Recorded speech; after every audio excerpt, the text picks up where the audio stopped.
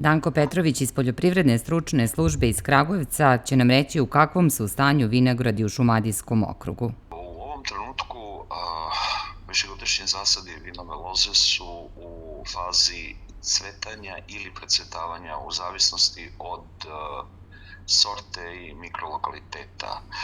Što se tiče opšteg stanja vinograda, vinogradi su u dosta dobrom stanju, lostari su u intenzivnom porastu.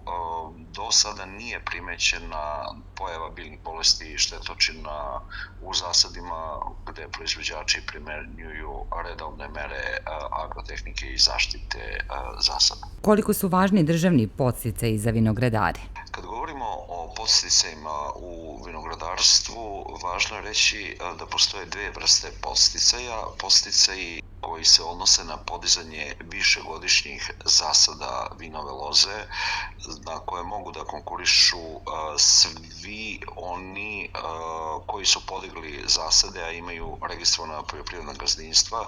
Kad to kažem, mislim na fizička lica, na preduzetnike, na razne druge organizacione oblike privrednih društava koji podižu zasade i imaju registrovano poljoprivredno gazdinstvo. Iznos podsticaja je 50% na neto vrednost investicije. Subvencije se vrše za kontrolu plodnosti zemljišta na kome se podiže zasad, uređenje zemljišta, pripremu zemljišta, samu sadnju, sadni materijal i za naslone za buduće vinograde. Sve je to detaljno regulisano i svi oni koji to žele i hoće mogu videti u pravilnicima Uprave za agrarna plaćanja kojima su regulisani podsticaji za podizanje višegodišnjih zasada vinove loze. Zahtevi se podnose kad uprava raspiše javni poziv koji, moramo reći, nije zadnjih par godina bio. Ove godine postoje najave da će ići javni poziv za podsticaje za podizanje višegodišnjih zasada vinove loze.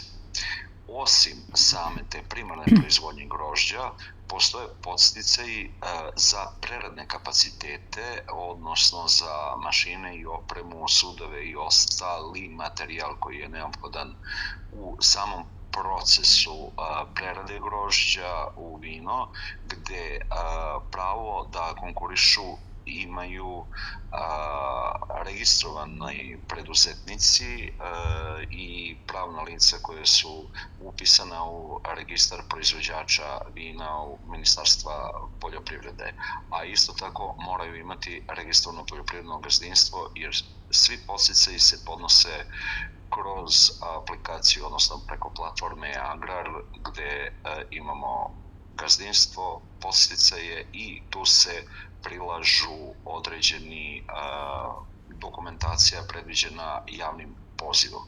O toj dokumentaciji ćemo pričati drugi put.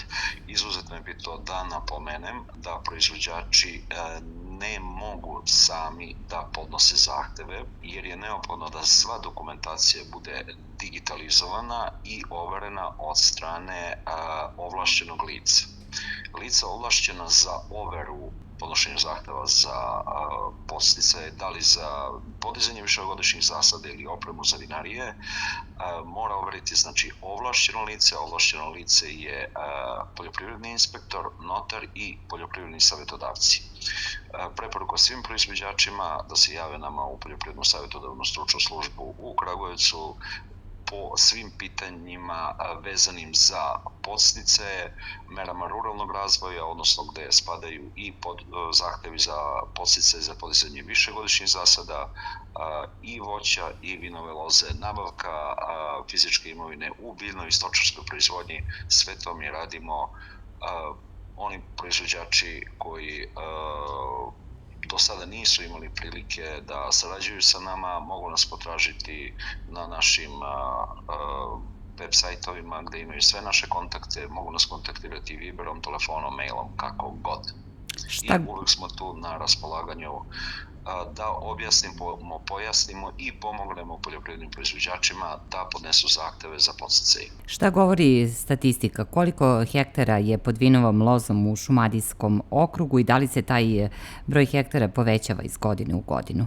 Neka statistika kaže da nešto preko 300 hektara ima, međutim to su ipak nepotvrđeni, neprovereni podaci.